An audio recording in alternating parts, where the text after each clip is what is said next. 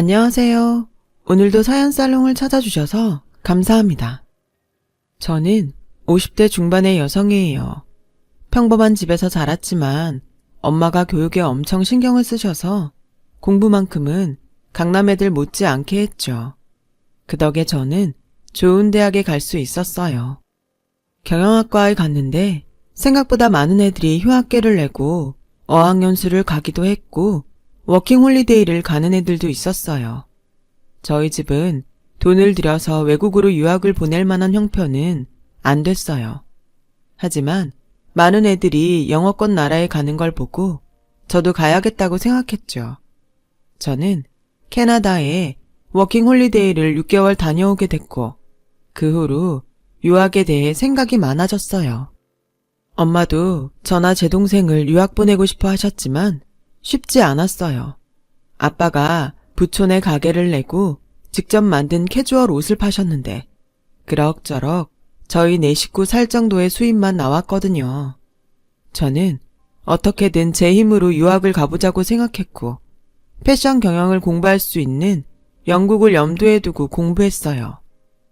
영국을 택한 이유는 유학생이 아르바이트를 할 수 있는 얼마 되지 않는 나라이고 석사 과정도 짧은 시간에 마칠 수 있어서였죠. 그런 결심을 한 이후 저는 폭풍 공부를 하며 중고생 과외로 돈을 모았어요. 아무리 아르바이트를 할 수 있다고 해도 제가 돈을 넉넉히 가지고 가야 덜 고생할 테니까요. 그렇게 열심히 준비를 해서 졸업 후 영국에 갔어요. 돈을 마련해서 갔더구는 해도 낯선 해외 생활에 생각지도 못한 돈이 여기저기 들어가는 거예요. 그래도 얼마 안 가서 아르바이트를 구할 수 있어서 다행이었어요. 그때 저처럼 힘들게 유학 온 사람들과 친해졌고 힘들 때마다 서로를 격려하며 공부를 했어요. 나름 노력을 한다고 했지만 저는 1년 만에 석사를 따지는 못했고 1년을 더 공부해서 졸업을 했죠. 저는 한국으로 돌아와서 한 패션 회사에 입사 원서를 냈어요. 워낙 똑똑하고 실력 있는 사람들이 많아서 제가 합격할 수 있을지 알 수가 없었어요. 그래도 어떻게 면접 연락이 왔더라고요. 저는 떨어질 수도 있으니 연습한다는 마음으로 하자며 갔죠.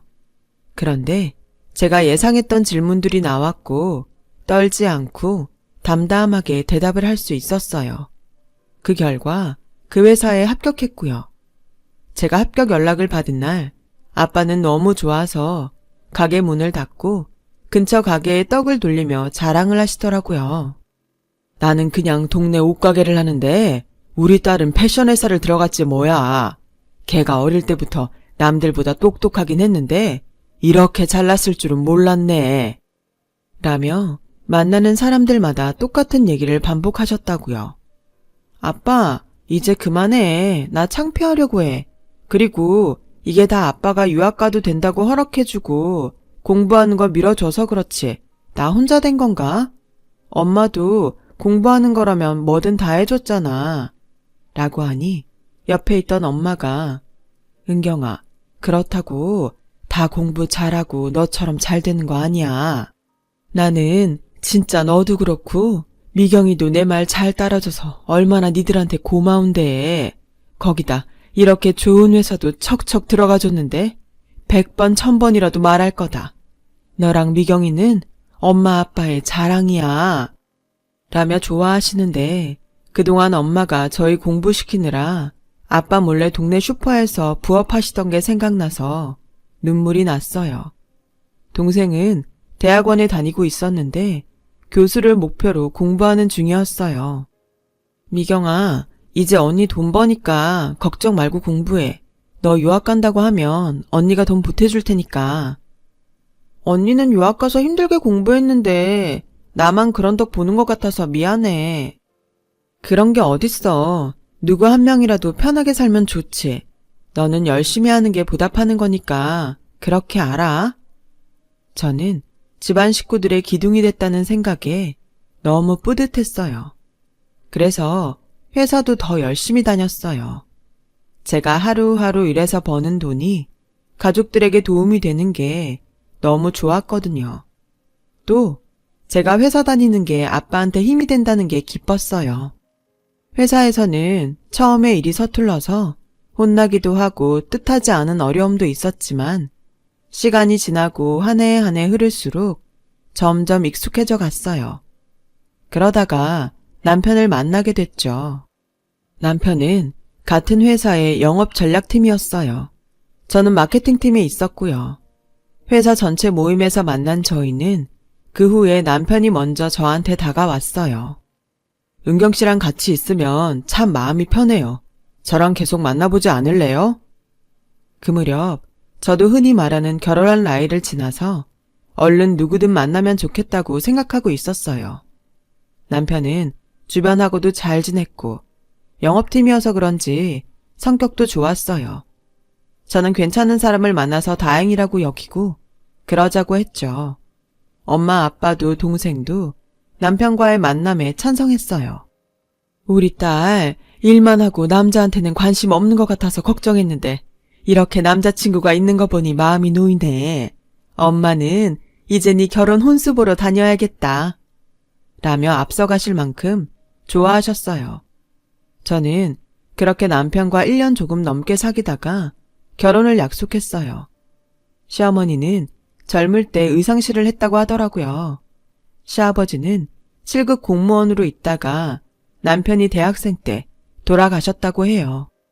우리는 고위직 집안이라서 그에 어울리는 며느리를 드리고 싶었는데 그래도 네가 회사가 우리 태영이 회사라니 구색이 맞춰지는구나. 저와 남편이 다니는 회사가 마치 남편 회사인 것처럼 말하는 게 좀 이해가 안 됐지만 나이도 들고 아들 자랑을 하고 싶어서 그랬겠지 했어요. 저희 엄마 아빠도 제가 좋은 회사 다닌다고 사람들한테 자랑하시던 게 생각났거든요. 그리고 나도 예전에 디자인도 다 하고 옷 만들어봐서 알아. 이게 아무리 잘 만들고 선전을 해도 역시 말을 잘해서 사게 만들어야 되는 거야. 라며 결국 또 아들이 잘났다는 얘기를 하는데 좀 귀엽기까지 했어요. 남편이 죽고 나서 아들만 의지하고 살았으니 그럴만 하겠다 했죠. 그리고 그 옛날에 의상실을 해서 그런지 좀 화려한 걸 좋아하시더군요. 하지만 결혼식 날 그렇게까지 할 줄은 아무도 몰랐어요. 결혼식은 그래도 저와 남편이 주인공이잖아요. 안 그래도 많은 사람들 앞에 드레스를 입고 나가는 게 떨렸는데 아빠와 함께 식장 앞에 서 있다가 깜짝 놀랐어요. 저희 앞에 시어머니가 있더라고요. 엄마랑 같이 맞췄던 한복이 아니고 아주 고급스럽고 나비와 꽃이 화려하게 수놓인 한복에 밍크털을 두르고 머리에는 보석이 촘촘히 박힌 머리띠까지 하고 있었어요. 저와 아빠는 무슨 일인가 하고 어리둥절해 있었어요. 진행을 맡은 직원이 보다 못해서 시어머니 보고 비켜달라고 했죠. 남편도 어쩔 줄 몰라 하더라고요. 엄마, 여기 말고 저쪽으로 들어가야 돼. 여기는 나랑 은경이가 들어가는 데야. 라고 했지만 시어머니는 결국 문을 열고 버진로드를 먼저 걸어 들어갔어요. 그러면서 자기가 주인공인 것처럼 사람들한테 인사를 하더라고요. 남편은 얼굴이 벌개져서 아빠한테 죄송합니다, 장인어른. 어머니가 너무 긴장하셔서 착각을 하신 것 같아요. 미안해, 은경아. 괜찮네. 어르신이 그러실 수도 있지. 너무 미안해하지 말게나. 라며 아빠는 남편을 다독였어요. 저도 어이는 없었지만 잘못 알았으려니 했어요. 엄마도 동생도 기가 막혀 했지만 뭐라고 하진 않더군요. 좋은 날인데 사돈어른한테 따지는 것도 예의가 아니라고요. 그런데 시어머니는 결혼식이 끝나고 가족끼리 모인 자리에서 며느리가 영국 유학을 갔대서 집에서 경제적 여유가 있나 보다 했는데 그게 아니라 제가 기를 쓰고 일하면서 공부한 거라면서요. 딸을 참 악착같이 키우셨네요. 그러니 저희 집처럼 고위직하고도 만나시고 그렇게 키운 보람 있겠어요. 좋게 봐주신 거라면 감사합니다. 우리 은경이는 악착 같은 게 아니라 야무진 거예요. 아마 사돈어른한테도 패기치는 일 없을 겁니다. 라며 엄마가 한마디 하셨어요. 시어머니는 못마땅한 표정은 지었지만 더 이상 아무 말 하지 않았어요. 그런데 자기 맘에 안 드는 게 있으면 저한테 네 엄마 닮아서 그렇게 교양이 없는 거니? 하긴 그런 억센 엄마 밑에서 자랐으니 남의 나라까지 가서 일하며 버텼지. 라는 거였어요.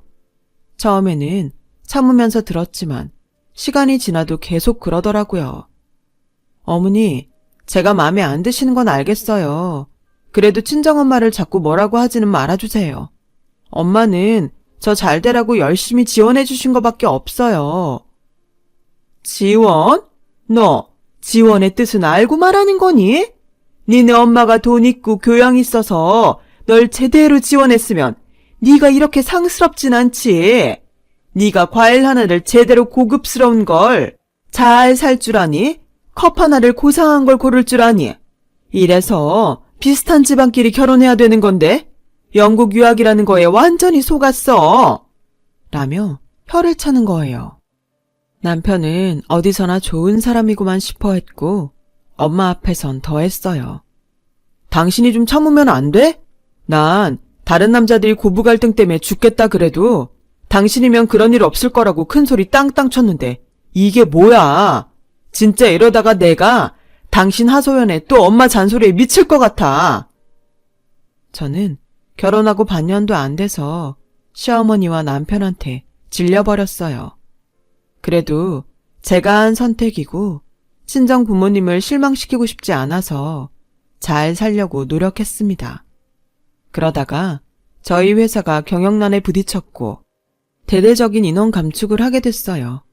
우선 저처럼 사내 결혼을 하고도 계속 다니는 여자들부터 그만두게 됐죠.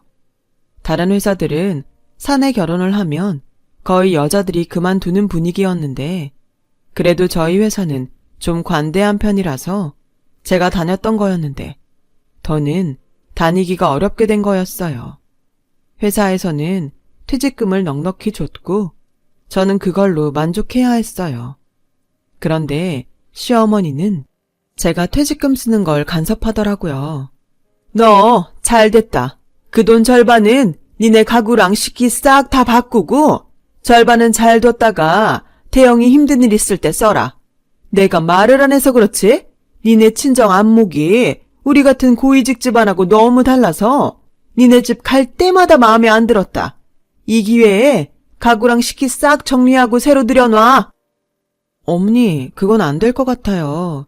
저희 집 가구랑 식기가 어머니 마음에 안 드실지 몰라도 전부 새 거고 전 바꿀 마음 없어요. 그리고 저랑 태영 씨 사는 집이지 어머니 사는 집 아니잖아요.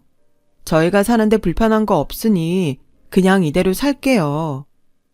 너랑 태영이 집? 그게 어떻게 너랑 태영이 집이냐? 태영이랑 내 집이지. 네가 고위직 집안에 시집을 왔으면 거기에 맞춰야지. 어디서 이렇게 바락바락 대드니? 그런 얘기가 아니잖아요. 그리고 여기가 어떻게 그 사람하고 어머니 집이에요. 엄연히 저랑 제 남편이 사는 집인데요.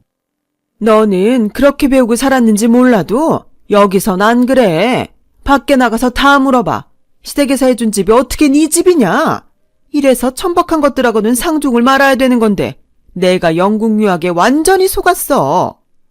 라며 가슴을 치며 분하다고 소리를 지르더라고요. 그래도 가구랑 식기를 다 바꾸라는 말에는 따를 수가 없었어요. 그럴 필요도 없었고요. 남편은 이제 아예 저와 시어머니 사이에 끼고 싶지 않다며 자기한테는 말도 하지 말라고 했어요. 그냥 알아서 해. 당신이 엄마랑 잘 합의를 하라고. 나 좀 괴롭히지 마. 밖에서도 남들 비위 맞추고 협상하고 들어오는 사람한테 엄마랑 당신 사이까지 조율하라고 해? 당신도 좀 잘해봐. 왜 이렇게밖에 못해서 자꾸 분란을 만들어? 저는 그제야 결혼한 걸 후회했어요. 그전에는 아이가 빨리 안 생기는 게 걱정이었는데 그날 이후로 아이가 안 생겨서 다행이라고 생각하게 될 정도였어요. 제가 말을 안 듣자 시어머니는 결국 저희 집까지 쫓아왔어요. 너 진짜 내 말 안 들으면 나도 다 생각이 있다. 지금이라도 얼른 가구랑 주방에 있는 거 다 내다 버리고 우리 집안 품격에 맞는 걸로 바꿔놔. 어머니, 이거 제 퇴직금이에요. 그렇게 바꾸고 싶으면 어머니가 돈 주세요. 어머니도 돈 없어서 못하시는 거 왜 저보고 하라고 그러세요? 이게 아주 이제야 본색을 드러내는구나. 우리 집안을 대체 뭘로 보고 말이야? 라더니 저한테 차 끓이고 있는 주전자를 들어서 확 집어 던지더라고요. 저는 가까스로 피했지만 발등에 떨어진 주전자 때문에 상처가 남게 됐어요. 문제는 그때 마침 저희 엄마가 현관에서 들어오고 있었다는 거예요. 지금 이게 뭐 하는 겁니까? 며느리한테 끓는 물을 집어 던져요.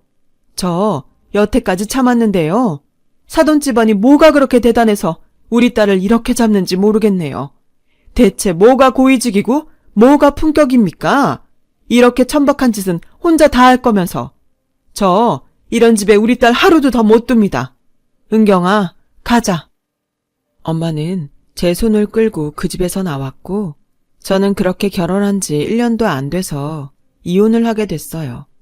시댁에서는 위자료를 안 주려고 이혼 서류에 도장만 찍어서 우편으로 보내더니 연락도 다 끊고 이사까지 가버렸더군요. 됐다. 돈 몇 푼 받자고 더는 상종 못할 인간들 괜히 찾아다니지 말자. 결혼식 날 지가 가운데로 들어갈 때 알아봤어야 되는 건데 그거 못 알아본 우리 실수라고 치자.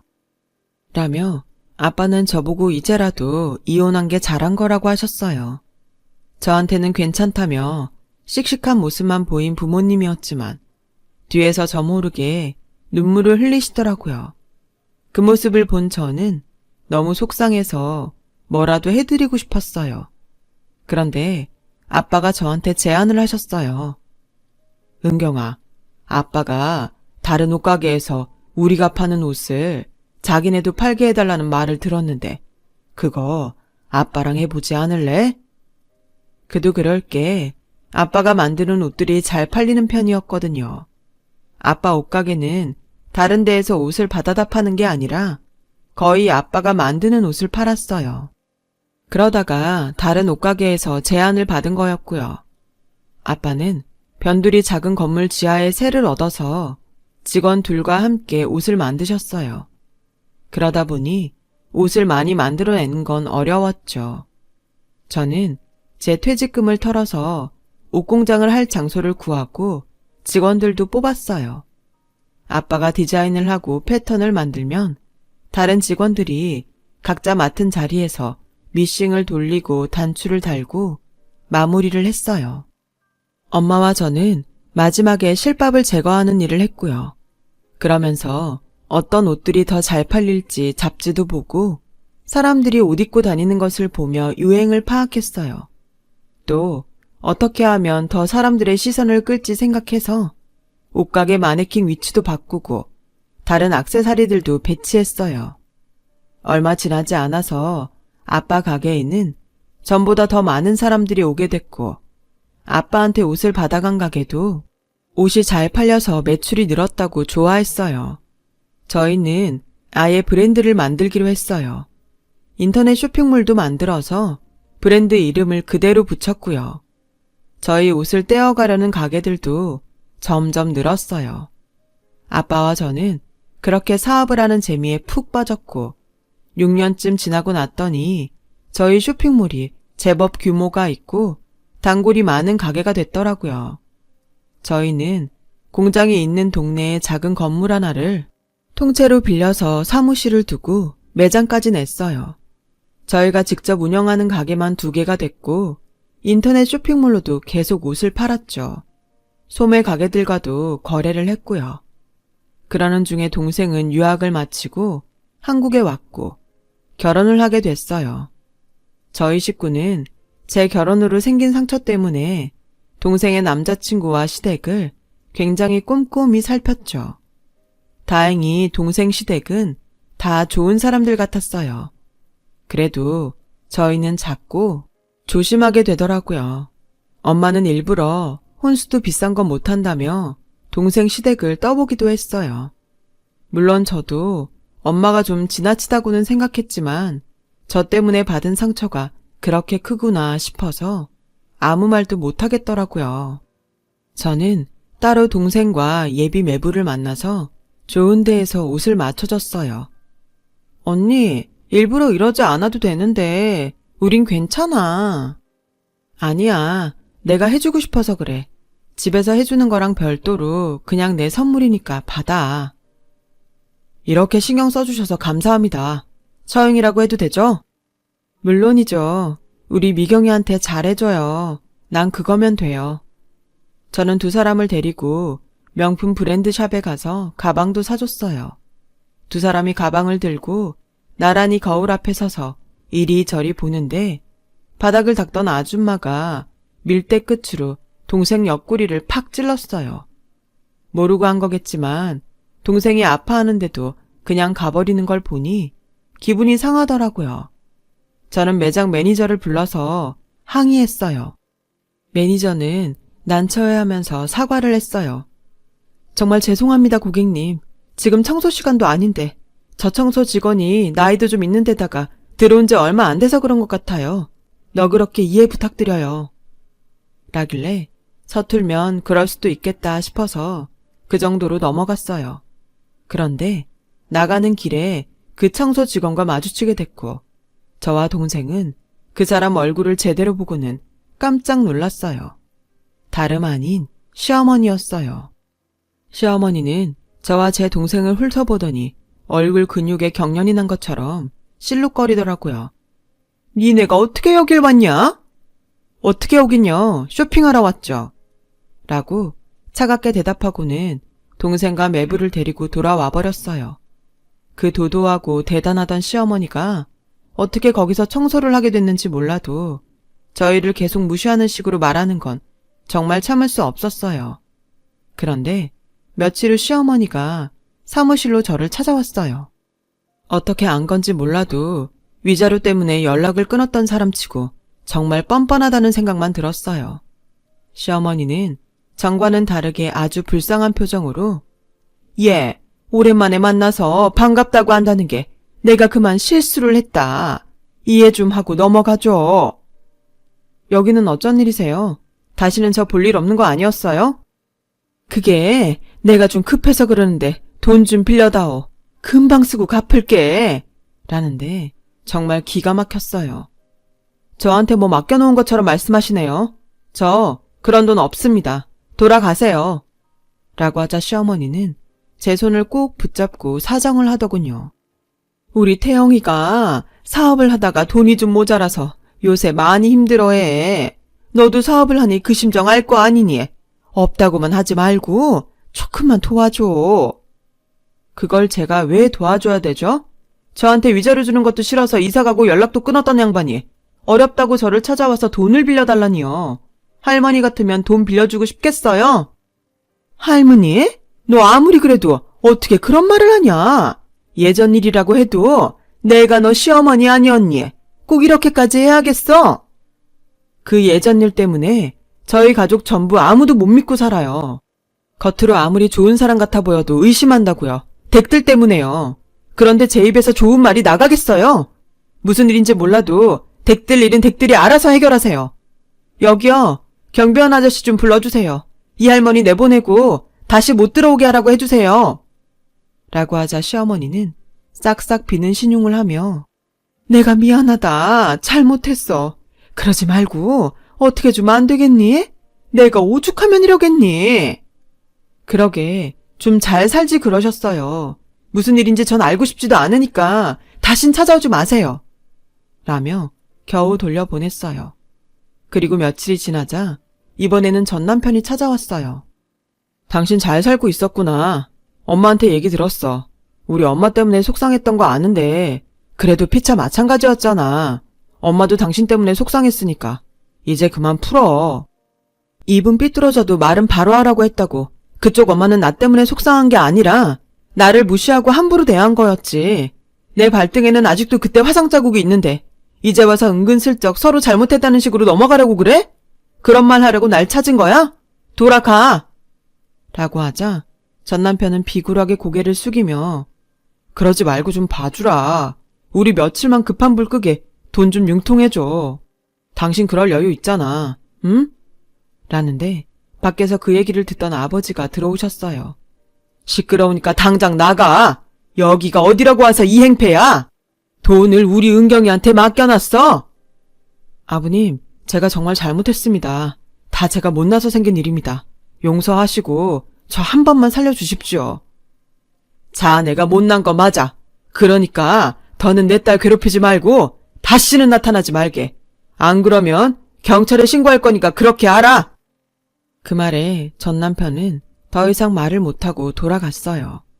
전 남편은 저와 이혼하고서 얼마 안 있어 시어머니가 소개한 여자와 결혼을 했고 그 여자가 사업을 하자고 꼬셔서 회사를 관뒀다고 해요. 그런데 그 사업이 어느 정도 자리가 잡히자 회사 돈을 다 들고 외국으로 도망갔다는 거였어요.